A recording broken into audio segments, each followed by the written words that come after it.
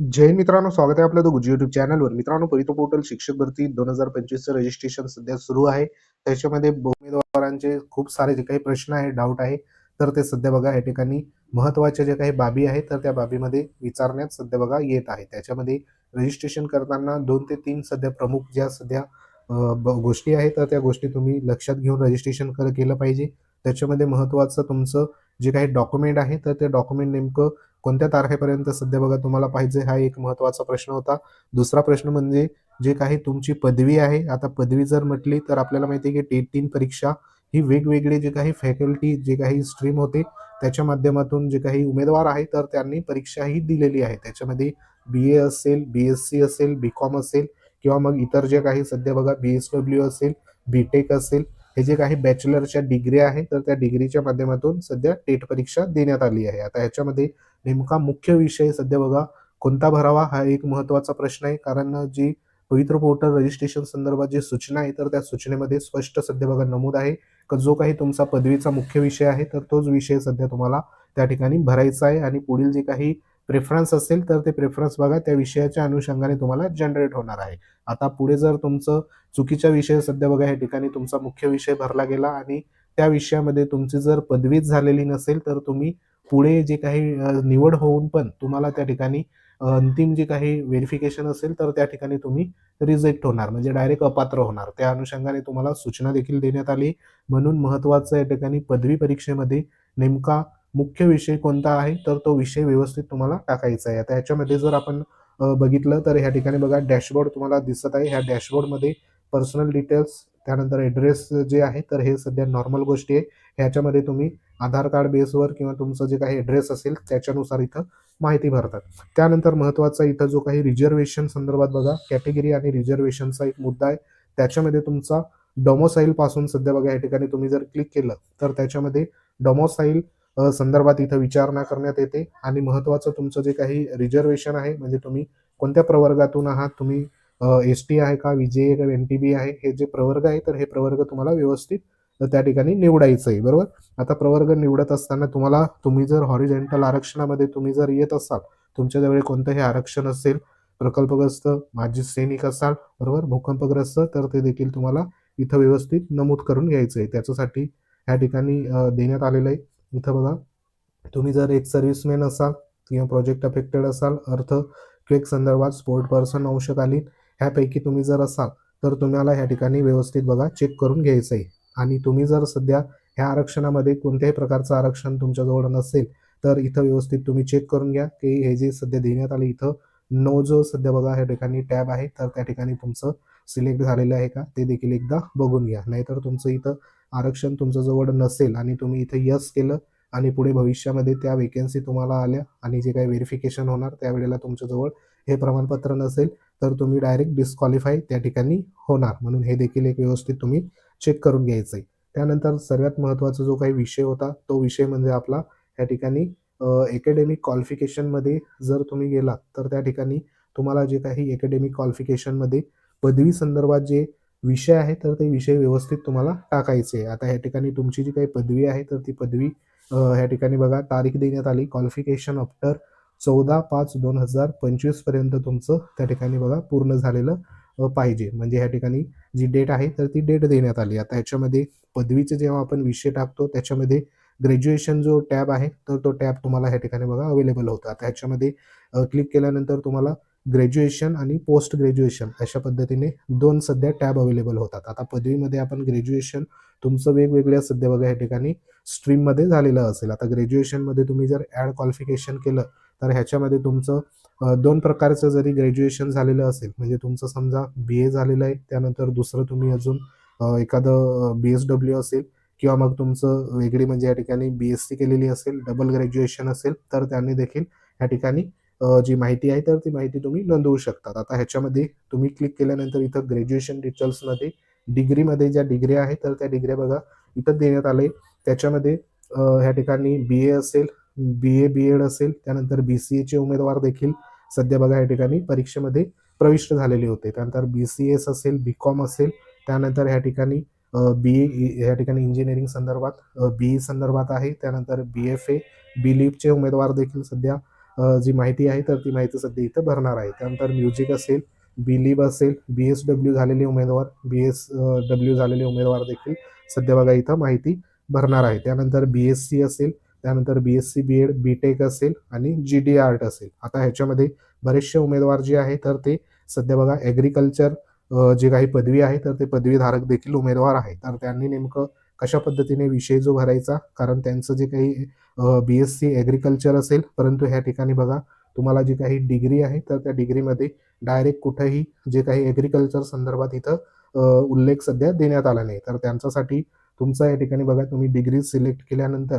जो काही तुमचा इथं दाखवल्याप्रमाणे तुमचं समजा BSc ॲग्री असेल तर ह्या ठिकाणी तुम्हाला BSc संदर्भात जे आहे तर ते सध्या बघा इथं ह्या ठिकाणी निवडायचं आहे. कारण डायरेक्ट जे काही BSc ॲग्री म्हणून बघा कोणत्याही प्रकारचं ह्या ठिकाणी ऑप्शन आपल्याला शो होताना दिसत नाही. तर त्यांनी इथं जो काही BSc म्हणून देण्यात आलंय त्याच्यामध्ये आपल्याला जे तुमचे ॲग्रिकल्चरचे विषय आहे BSc संदर्भात तर ते इथं बघा देण्यात आले. आता याच्यामध्ये मेन सब्जेक्ट जर तुम्ही इथं निवडणार त्याच्यामध्ये BSc ॲग्रिकल्चर संदर्भात जे काही विषय आहे तर ते विषय पाहायला मिळतात. त्याच्यामध्ये बघा इथं आपण जो काही विषय मेन सब्जेक्ट इथं बघा ॲग्रिकल्चर असेल, त्यानंतर ॲग्रिकल्चर अँड पेस्ट मॅनेजमेंट आहे, ॲग्रिकल्चर सायन्स आहे, ॲग्रिकल्चर सायन्स अँड टेक्नॉलॉजी आहे. हे विषय इथं देण्यात आले बरोबर. तर हे विषय तुमचे जर असेल तर तुम्ही ह्या ठिकाणी मेन विषय म्हणून निवडू शकता. त्यानंतर परत BSc मध्ये या ठिकाणी अप्लाइड फिजिक्स आहे, बायोमेडिकल टेक्निक आहे, त्यानंतर बँकिंग, केमिस्ट्री, बायोकेमिस्ट्री असेल, हे विषय देखील इथं देण्यात आले. त्यानंतर जे काही जनरल संदर्भात BSc संदर्भात जे विषय बायोटेक्नॉलॉजी, त्यानंतर बायोलॉजी, बॉटनी, केमिस्ट्री हे जे विषय आहेत तर ज्यांची BSc सध्या झाली त्यांच्या संदर्भात या ठिकाणी बघा हे विषय असेल तर ते विषय आपलं मार्कशीट आणि ह्या ठिकाणी असलेले विषय व्यवस्थित क्रॉस व्हेरीफाय करा आणि त्यानंतर तुमचा प्रमुख विषय असेल तर तो विषय इथं तुम्हाला भरायचा आहे बरोबर. आता तुम्हाला जर कन्फ्युजन असेल का नेमका मुख्य विषय कोणता आहे तर तुमच्या मार्कशीटमध्ये आणि ह्याच्यामध्ये जे विषय आहे तर त्याच्यामध्ये काही बघा ताळमेळ सध्या जुळत आहे का ती देखील एकदा चेक करून घ्या, जेणेकरून तुमच्या लक्षात येईल जो काही विषय आहे तर तो विषय सध्या नेमका आपला मुख्य विषय कोणता असणार आहे.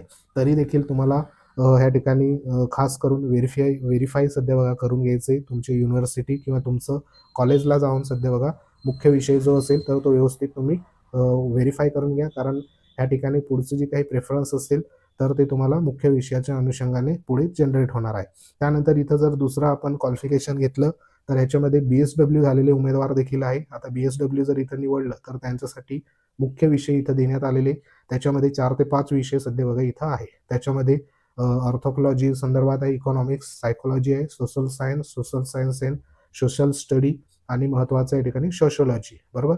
आता ह्याच्यामध्ये तुम्ही BSW जर झालेले असाल तर BSW म्हणजे बॅचलर ऑफ सोशल वर्क, ह्या ठिकाणी समाजकार्य संदर्भात जे काही विषय आहे तर ते विषय सध्या बघा या ठिकाणी तुम्हाला येतात. आता तुमच्या BSW मध्ये ह्यापैकी नेमके विषय आहे का ते एकदा बघून घ्या बरोबर. जास्त करून तुम्हाला सोशल सायन्स किंवा सोशल स्टडी ह्याच्या रिलेटेड विषय तुम्हाला BSW मध्ये पाहायला मिळेल. तर आपल्या कॉलेजला व्यवस्थित तुम्ही तुमचा प्रमुख विषय व्यवस्थित तुम्ही त्या ठिकाणी विचारून घ्यायचा आहे, लेखी करून घ्यायचं आहे आणि त्यानंतर ह्याच्या रिलेटेड जे विषय असेल तर ते तुम्हाला निवड करायची आहे बरोबर. त्यानंतर पुढची जर तुम्ही इथं सध्या जर बघितलं आपण तर काही उमेदवार जे आहे तर ते BE संदर्भात देखील उमेदवार पाहायला मिळतात बरोबर. BE असेल किंवा BCom असेल तर तुम्ही जर BE संदर्भात इथं बघा निवडलं तर त्यांचे मुख्य विषय इथे देण्यात आले. कारण BE संदर्भात जे काही विषय असतात ते कॉम्प्युटर रिलेटेड असतात किंवा टेक्नॉलॉजी संदर्भात या ठिकाणी विषय आपल्याला पाहायला मिळतात. तर त्यांच्यासाठी इथं विषय देण्यात आले बघा, बायोटेक्नॉलॉजी, कॉम्प्युटर ॲप्लिकेशन, त्यानंतर मॅनेजमेंट असेल, त्यानंतर सायन्स असेल, computer science, science and technology, electrical हे जे विषय आहे तर हे विषय तुम्ही व्यवस्थित बघा या ठिकाणी तुमच्या BEचं पदवी बघून व्यवस्थित इथं टाकायचं आहे बरोबर. तर हे सध्या या ठिकाणी विषय इथं आपल्याला निवडताना पाहायला मिळणार आहे. आता ज्या उमेदवारांचं BCom आहे बरोबर. आता याच्यामध्ये BCom जे क्षेत्रातील उमेदवार आहे ते जास्त करून गणित जो विषय असतो तर त्या गणित विषयासाठी बघा या ठिकाणी पुढे क्वालिफाय होतात.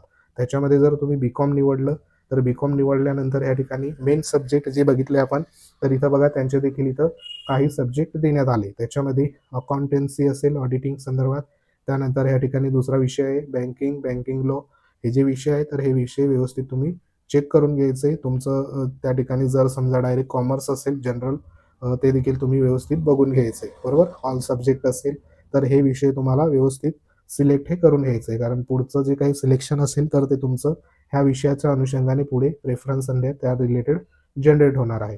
आता बहुतेक उमेदवार जे आहे तर त्यांचं पदवी जी आहे तर ती कला क्षेत्रातील म्हणजे जे कला शिक्षकासंदर्भात बहुतेक उमेदवार सध्या बघा विचारणा करत आहेत. तर कला क्षेत्रातील तुमचं जर इथं पदवी झालेली असेल तर त्या उमेदवारांनी कला क्षेत्रातील पदवी झालेली असेल तर त्यांनी बघा इथं डिग्रीमध्ये तुम्हाला इथं लास्टमध्ये जी आर्ट म्हणून एक सध्या टॅब देण्यात आलाय. तर त्या टॅबमध्ये जर तुम्ही इथं सिलेक्ट केलं जी आर्ट जर तुमची पदवी असेल तर त्याच्यामध्ये इथं विषय देण्यात आलाय, तो म्हणजे इथं बघा अप्लाइड आर्ट म्हणून आहे आणि एक पेंटिंग चित्रकला संदर्भात. तर ह्यापैकी तुमचं पदवी असेल तर इथं तुम्ही सिलेक्ट करू शकता, किंवा मग तुमच्याकडे जर सध्या डिप्लोमा असेल तर डिप्लोमासाठी बघा कला विषयासंदर्भात जर डिप्लोमा असेल तर त्यांच्यासाठी तुम्हाला परत ह्या ठिकाणी अकॅडमिक संदर्भात जी इथं बघा क्वालिफिकेशन, दुसरं क्वालिफिकेशन म्हणजे इथं देण्यात आलेलं आहे, ते क्वालिफिकेशन तुम्हाला दाखवतो. कला विषयासंदर्भात तुमच्याजवळ जर डिप्लोमा असेल तर तुम्हाला प्रोफेशनल क्वालिफिकेशन जो काही टॅब आहे या ठिकाणी तुम्हाला दिसतोय प्रोफेशनल क्वालिफिकेशन. तर ह्या टॅबवर तुम्हाला यायचं आहे. इथं आल्यानंतर ह्या ठिकाणी बघा डिप्लोमा जो आहे तर तो डिप्लोमा तुम्हाला सिलेक्ट करायचा आहे. डिप्लोमा सिलेक्ट केल्यानंतर ह्या ठिकाणी तुम्हाला बघा जे काही सर्टिफिकेट किंवा डिग्रीमध्ये इथं दिसतंय तुम्हाला डायरेक्ट की ATD संदर्भात तुमच्याकडे जर क्वालिफिकेशन असेल आर्ट टीचर डिप्लोमा तर त्यांनी ह्या ठिकाणी क्लिक केल्यानंतर डायरेक्ट जी माहिती आहे तर ती माहिती सध्या भरून घ्यायची. ह्याच्यामध्ये कोणत्याही प्रकारचा जो काही विषय असेल, स्पेशल विषय वगैरे, तर तो कुठेही सध्या बघा या ठिकाणी भरायची गरज नाही. डायरेक्ट तुमचा ग्रेड असेल, पासिंग क्लास असेल, ते व्यवस्थित तुम्ही भरून घ्यायचं आहे. त्यानंतर मिळालेले गुण, एकूण मार्क, युनिव्हर्सिटी वगैरे तुमची व्यवस्थित इथं सिलेक्ट करून जे काही कला क्षेत्रातील उमेदवार आहे तर त्यांनी या ठिकाणी माहिती भरून घ्यायची आहे, बरोबर. तर हे तुमचं डिप्लोमा डिटेल्समध्ये ही माहिती असणार आहे. तर हे एक व्यवस्थित माहिती सध्या बघा भरा. तर अजूनही ह्या संदर्भात जर काही अडचणी असेल तर कमेंट बॉक्समध्ये कमेंट करा, तर तुम्हाला योग्य ते मार्गदर्शन केलं जाईल. तर अजून तुमचं डाऊट असेल तर प्रत्यक्ष आपल्या कॉलेजमध्ये, युनिव्हर्सिटीमध्ये संपर्क साधा. तेथे तुम्हाला प्रमुख विषयासंदर्भात उचित जे काही मार्गदर्शन प्लस लेखी सध्या बघा त्या ठिकाणी तुम्ही घेऊ शकता. तर ही एक महत्त्वाची माहिती होती. माहिती आवडली असेल व्हिडिओ लाईक करा, शेअर करा. तुम्ही जर आपल्या चॅनलवर नवीन असाल तर चॅनलला आवर्जून सबस्क्राईब करून घ्या. बाजूला बेल आयकॉन आहे त्याला देखील प्रेस करा.